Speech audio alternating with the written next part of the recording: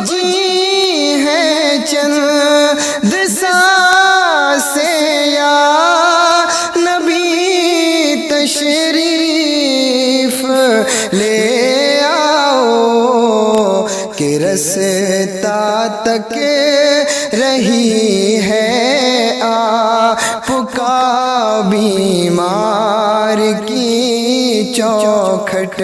اللہ اکبر۔ ایک دن تھا کہ مہمانوں کو کھانا کھلا رہے تھے۔ ایک دن وہ آیا کہ انہی شہزادوں پر کربلا میں پانی بند کر دیا گیا۔ بس ذرا توجہ سے سننا، میں نے سفر کربلا کا شروع کر دیا ہے۔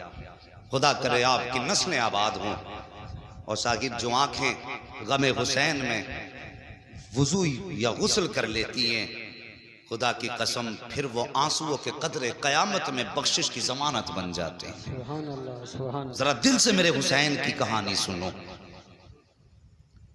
3 دن ہو گئے پانی بند ہوا۔ 9 تاریخ کی شام کو عمرو بن سعد نے کہا، حسین سر دینا ہے کہ ہاتھ دینا ہے؟ میرے حسین نے فرمایا، یہ ہاتھ تو میرے مصطفیٰ کی امانت ہے، میں یہ ہاتھ تو نہیں دے سکتا۔ کہا پھر سر دینے کے لیے تیار ہو جاؤ۔ میرے حسین نے فرمایا، ہمیں آج کی رات کی مہلت دی جائے۔ کیا کرو گے؟ کہا کہ جو تمہیں کرنا ہے کل صبح کر لینا، ہمیں آج کی رات مہلت دی جائے۔ اتنی بات کہی، رات بھر کی مہلت ملی۔ میرے حسین نے سارے غلاموں کو اکٹھا کیا اور اکٹھا کر کے فرمایا، میرے غلاموں، میرے چاہنے والوں، میرے گھر والوں، عمرو بن سعد اور یزید کا پورا لشکر میرے خون کا پیاسا ہے۔ ایسا کرو، تم میں سے جو واپس جانا چاہتا ہے چلا جائے۔ تم میں کسی نے اپنے پیچھے بچے چھوڑے ہیں، کسی نے جوان بیٹیاں چھوڑی ہیں، کسی نے اپنے پیچھے بیمار چھوڑے ہیں، جاؤ جا کر کے اپنے گھر والوں کا خیال رکھو۔ حسین وعدہ کرتا ہے، اگر واپس چلے جاؤ گے میں ناراض نہیں ہوں گا، قیامت کے دن مصطفیٰ سے کہہ کے تمہیں جنت کا پروانہ دلاؤں گا۔ چیخیں نکل گئیں غلاموں کی، کہنے لگے حسین ہماری اولاد ہماری جان اتنی قیمتی تو نہیں کہ ہم تمہیں چھوڑ کے اپنے گھر چلے جائیں اور مصطفیٰ کے شہزادے پر 3 دن سے پانی بند ہو۔ اللہ اکبر، کسی نے جانے کا نام نہ لیا۔ فرمایا پھر ٹھیک ہے، جاؤ آج کی رات اپنے رب کو منا لو۔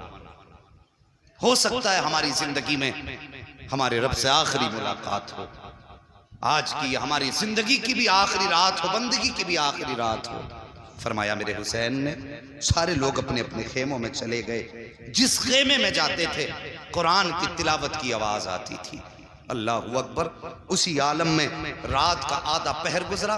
میرے حسین کی 7 سال کی شہزادی حضرت سکینہ اٹھیں، پھوپھی زینب کے پاس گئیں، کہنے لگی پھوپھی ہر خیمے سے قرآن کی آواز آ رہی ہے، میرا بھی جی چاہتا ہے میں بھی قرآن پڑھوں۔ اتنی بات کہی نا، ذرا بیٹی والے اس بات کو دل سے سنیں، اور جن پر اولاد نہیں اللہ حسین کے ذکر کی محفل کے صدقے میں انہیں صاحب اولاد بنا دے۔ کہا امی پھوپھی سب قرآن پڑھ رہے ہیں، میرا بھی جی چاہتا ہے میں بھی قرآن پڑھوں۔ اتنی بات سیدہ سکینہ نے کہی، کہنے لگی بیٹی جاؤ تم قرآن جا کے اپنے بابا سے پڑھو۔ حضرت سکینہ آئیں، میرے حسین قرآن کی تلاوت کر رہے ہیں۔ کہا بابا ہم بھی قرآن پڑھنا چاہتے ہیں۔ حسین نے کہا بیٹی قرآن کے لیے وضو ضروری ہے۔ اللہ اکبر، جب وضو کی باری آئی کہتی بابا یہاں تو 3 دن سے پانی پینے کو نہیں ملا ہے، وضو کیسے کیا جائے گا؟ فرماتی بیٹی ہمارے اسلام میں رخصت ہے، اگر پانی نہ ملے تیمم کر لو۔ تیمم بیٹی کو کرایا حسین نے، اس کے بعد قرآن لے کر کے بیٹھے ہیں۔